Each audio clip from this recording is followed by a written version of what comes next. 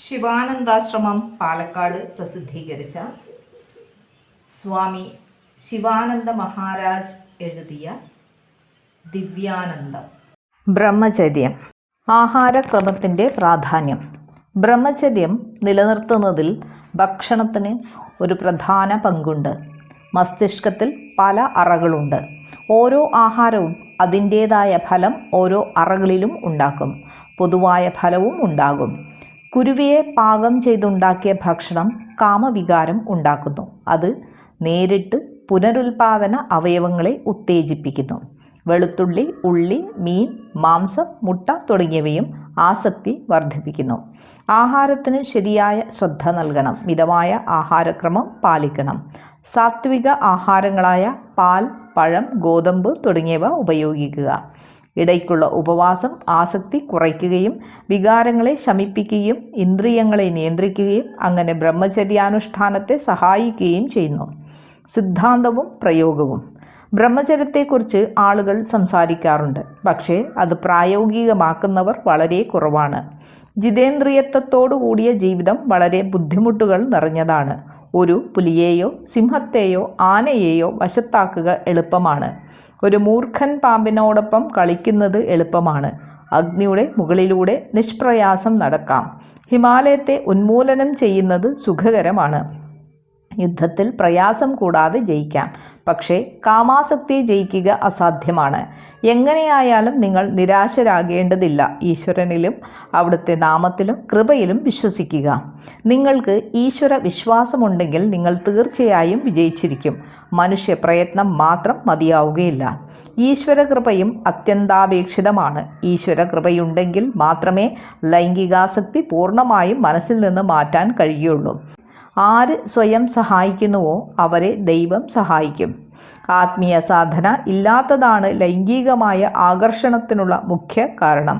വിഷയാസക്തിയിൽ നിന്ന് സാങ്കല്പികമായി മാറി നിൽക്കുന്നത് കൊണ്ട് നിങ്ങൾക്ക് ശരിയായ ഫലം ലഭിക്കുകയില്ല. സാമൂഹിക ജീവിതത്തിൽ നിന്ന് എല്ലാ ഔപചാരികതകളും ദാക്ഷിണ്യമില്ലാതെ മാറ്റി സാത്വിക ജീവിതം നയിക്കണം. ഉള്ളിലുള്ള അധമവാസനകളെ ലഘുവായി കാണുകയാണെങ്കിൽ അത് നിങ്ങളെ വേദനയുടെ തലത്തിലേക്ക് എത്തിക്കും. ക്ഷമാപണം ഈ കാര്യത്തിൽ ഉപയോഗപ്രദമാകില്ല. ആത്മീയതയിലൂന്നിയ മഹത്തായ വിജയത്തിനായുള്ള നിങ്ങളുടെ ഉദ്ദേശത്തിൽ ആത്മാർത്ഥത പുലർത്തണം. നിരുത്സാഹിയാണെങ്കിൽ നിങ്ങളെ പഴയ ദുഃഖഭൂയിഷ്ടമായ ജീവിതത്തിലേക്ക് തന്നെ തള്ളിവിടും. ബ്രഹ്മചര്യത്തിൽ എങ്ങനെ സ്ഥിരത ഉണ്ടാകും? സ്ത്രീകളെക്കുറിച്ച് ചിന്തിക്കരുത്. സ്ത്രീകളെ നോക്കരുത്. എതിർലിംഗത്തിലുള്ളവരെ നോക്കിയാൽ അവരോട് സംസാരിക്കാനുള്ള ആഗ്രഹം അത് ജനിപ്പിക്കും. സംഭാഷണം അവരെ സ്പർശിക്കണമെന്ന ആഗ്രഹം ഉണ്ടാക്കും. അവസാനം നിങ്ങൾക്ക് അശുദ്ധമായ മനസ്സുണ്ടാകും. നിങ്ങൾ ഒരു ബലിയാടാകും. അതുകൊണ്ട് എതിർലിംഗത്തിൽപ്പെട്ടവരെ ഒരിക്കലും നോക്കരുത്. അവരോട് ദൃഢസൗഹൃദത്തോടെ സംസാരിക്കരുത്. സുപരിചിതരെ പോലെ അവരോട് പെരുമാറരുത്. കാമാസക്തിയോടെ നോക്കുക, ചിന്തിക്കുക, സ്വപ്നസ്ഖലനം എന്നിവ തോൽവി അല്ലെങ്കിൽ ബ്രഹ്മചര്യത്തിലെ ഖണ്ഡനമാണ്. നിഷ്കളങ്കമായ നോട്ടം, ചിന്ത, സംഭാഷണം എന്നിവയാകട്ടെ നിങ്ങളുടെ മുഖമുദ്ര. എല്ലാ സ്ത്രീകളിലും അമ്മയെ കാണുക. മഹത്തായ ദൈവീകമായ ചിന്തകൾ വളർത്തുക.